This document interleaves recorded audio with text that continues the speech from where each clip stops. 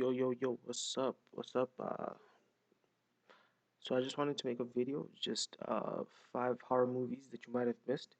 You know, I'll just try and just recommend movies that you might have missed or I don't see as much recommendations for, and I think are like very good movies.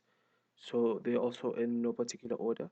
The skulls here on the bottom represent how like very gory or like very hard to watch the movies are, but they are very entertaining movies. They don't really rely on the gore or like the gruesomeness of the movie. They are really good movies. They just have very dark subject matter. So starting off the list, we have the house that Jack built. I put this one at the back because I've seen people recommend this movie, but I don't think as much as they should. So it follows this guy Jack, who's a failed, but you can just see this on the screen. But the interesting part is that uh, I don't know with which history is it, but with I think Greek or something like that. When somebody has done like bad things and then they go to hell, they have someone called Virgil to accompany them through the stages of hell. So it centers much around that, but it is a very dark movie. If you know, you know, it's very much like a cult classic type of movie. Like if you know, you know. But it is a very good movie, very dark and very like yeah. It is a very good movie though I should say. The second one I would recommend is Hellraiser, the second one. I mean, the 2022 version of it. There are old version of it, like original versions of the movie, which are awesome. The reason I picked the latest one is that maybe so many people might relate to it because it does have like a much younger cast. The originals are much like very old, but all of them are very good. All the Hellraiser movies are very good, and I'm very surprised that people don't really recommend them that much. And she on this latest version of one is very good on it. Forgot the lady's name, but the movie is very good. It's a very good movie. Highly recommend. Wolf Creek. Now this one I highly recommend. Also, again, I haven't seen there many people recommend this movie. It has a second one, Wolf Creek 2.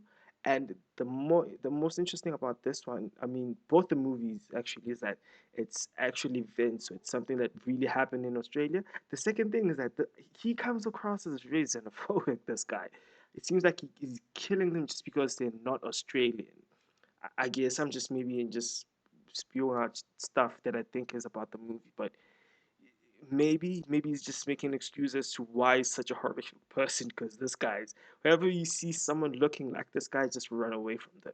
So it follows like people that they backpack in Australia and they meet this guy. He says he's going to help, but he never helps. But it's a great movie, very good movie. Highly recommend this one and the second one. My favorite one is the second one, but watch the first one. Both movies are very good movies. Uh, is that the fourth movie? Yeah, I think it's the fourth movie. I'm out of here. So the fact that this is a movie that was made in the early 70s is amazing to me because it's very well shot. It's a very beautiful movie. You can also see by the picture I chose to use for it to like a preview for the movie.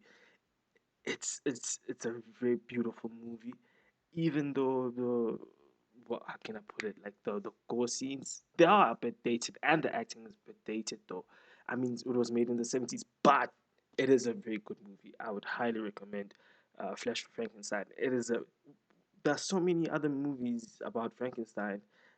This one as a horror movie portrayed it like so many of them include like some pseudoscience, which it also does include, but it's very much close to what it would actually look like if someone was to make like their own Frankenstein.